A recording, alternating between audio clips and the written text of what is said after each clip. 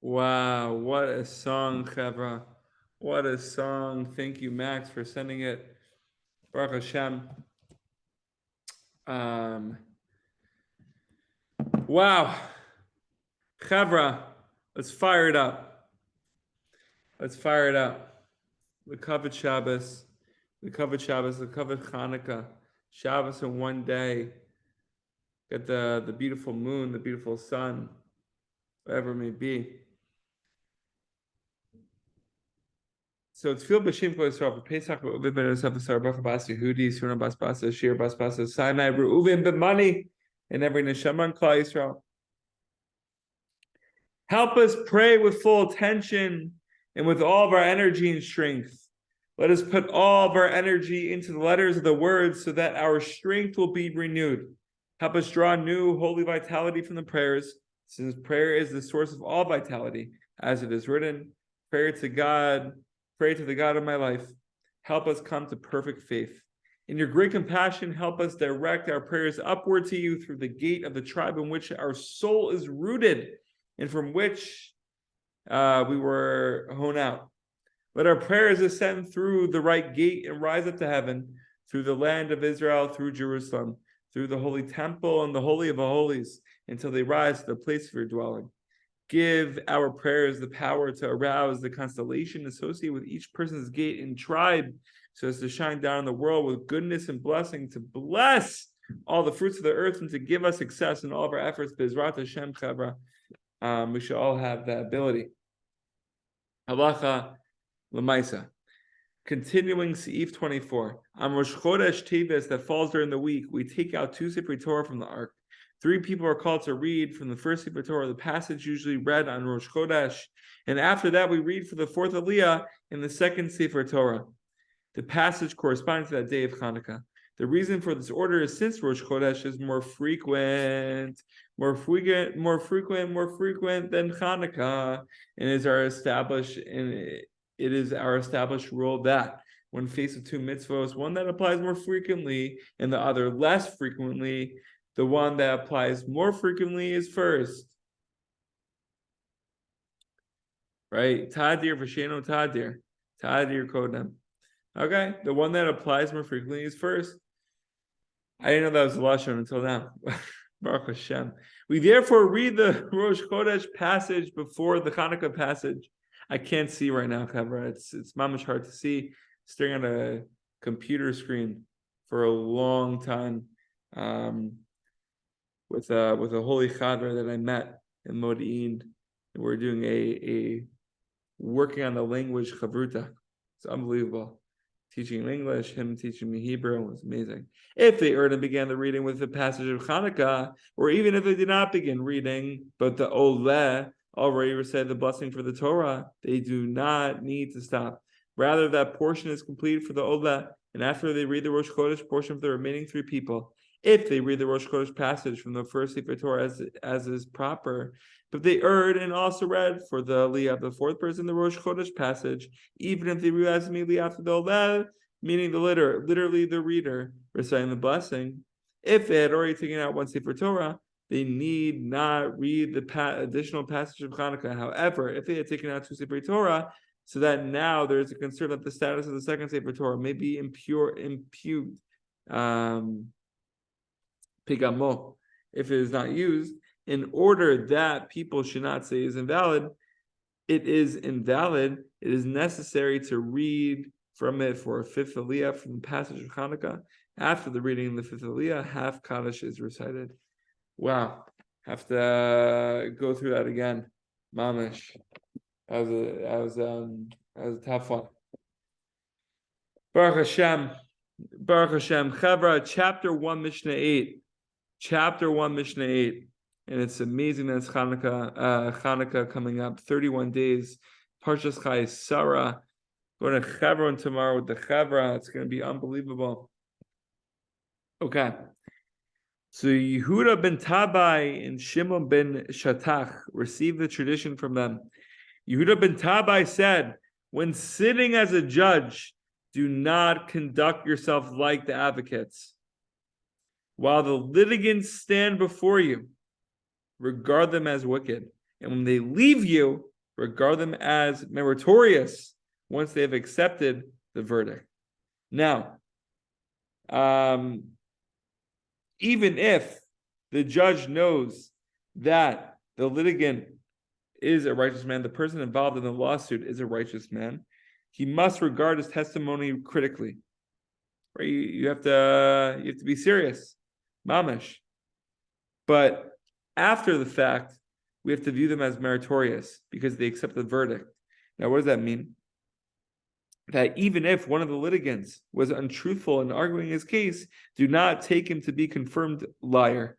Now that he has been found guilty and accepted the verdict, assume that he has repented and has resolved never to repeat his offense. And this is according to Rabbeinu Yonah. It's a very powerful line.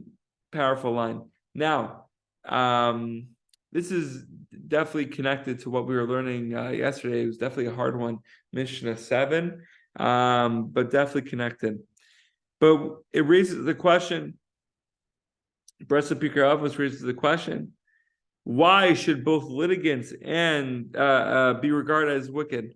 Why should both litigants be regarded as wicked, right? You have an innocent party, and you also have maybe not an innocent party, right? So what's the deal going on here? So it says like this, at the outset, both litigants should be regarded as wicked, even the innocent party, for he too would not be standing in a rabbinical court of law unless he erred in some way. Like we said, even when a judge knows one of the litigants to be a righteous man, you have to judge that person critically. So even if it's an innocent party, he too has to, he's standing there for a reason, right? He's standing in the rabbinic court of law for a reason, because he made an error in some way. So, Chaver, what's the error here? Right? If you take an innocent person, if you take a righteous person, and he's standing in the rabbinic law, what's the error? And it says like this: Mamash is Gavaldik Pelopon, because he failed to bind his mind to the Torah while doing business.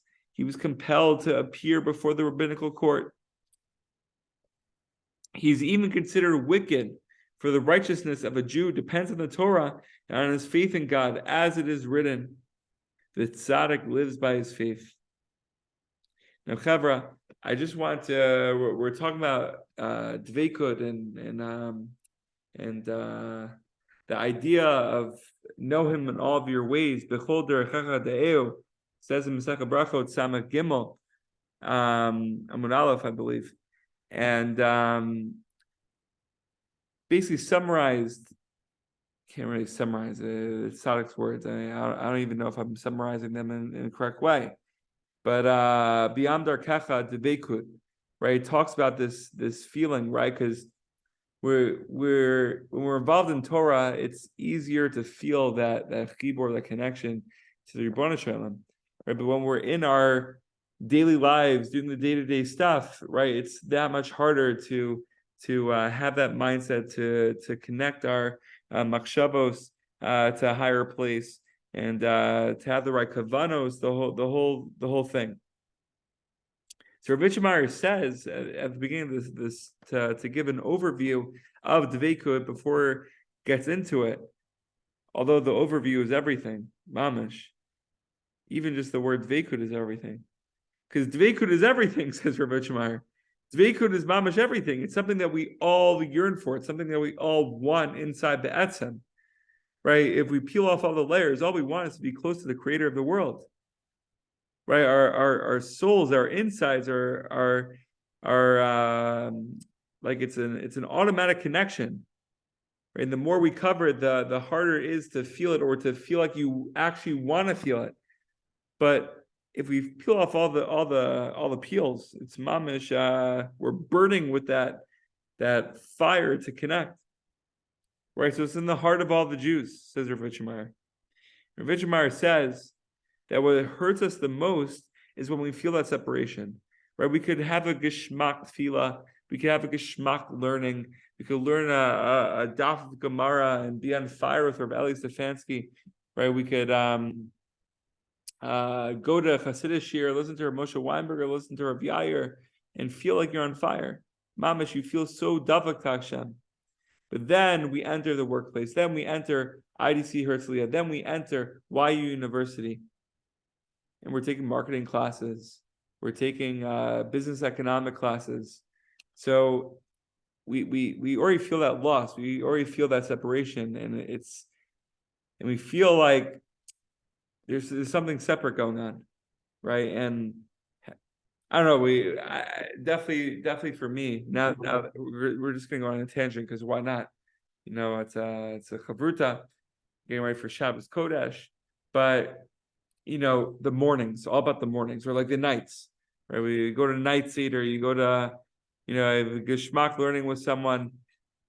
It's like, oh, my night was great, but then like the day was right? Or I was on fire this morning, right? If you ask someone like how their day was, it's like, I was on fire this morning. And then like, you know, how's your day? It's like, it's okay. But how can we elevate the okay to continue that fire throughout the day? How can we continue the fire throughout the day? Right? Because at some point we're gonna have to want to live with this, right? We don't want to go through our days feeling that like at certain moments it's like the basketball game. It's like, you know, the fourth quarter we'll feel it, but like the first 3 quarters, like, well, it'll just be No, we want to be on for all 4 quarters. We want to be up for the pregame, for the preparation before the game, with a pregame nap. We want everything. So Rabbi Meir ends up by saying, and this is mamash, just the first footnote of the introduction. However, we're not even like this is just the introduction, the footnotes to the introduction. It's mamish amazing. Ki ka'asher zochim l'dveikud amitit v'chayim et mitziot Hashem yisbarach azay margishim v'chayim oto gam betoch hagashmiut ve'ein zman shebo nefardim b'menu. So if someone's meriting, someone's zocha to achieve this dveikud, this real dveikud, where everything is one. There's no separation between us and the Rebbeinu Shalom. We know him in all of our ways, right? We play basketball, right? We go to work, the Kavod Shabbos, right? And we were able to look at the Nekuda Pnimius within everything that we're able that we're doing. We're on the bus, we're waiting for the bus, we're eating an ice cream cone. Mashu kazeh.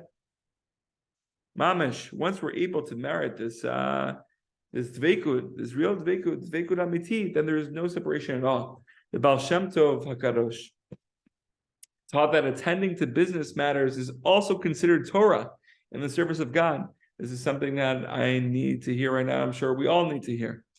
Giving the example, because we feel that it's separate, but no, it's part of the avodah. Giving the example, the teaching in Baba Metzia 100a. Someone who barters a cow for a donkey. He remarked, if studying the laws of bartering is Torah, then actually bartering the cow for a donkey is certainly putting Torah into practice.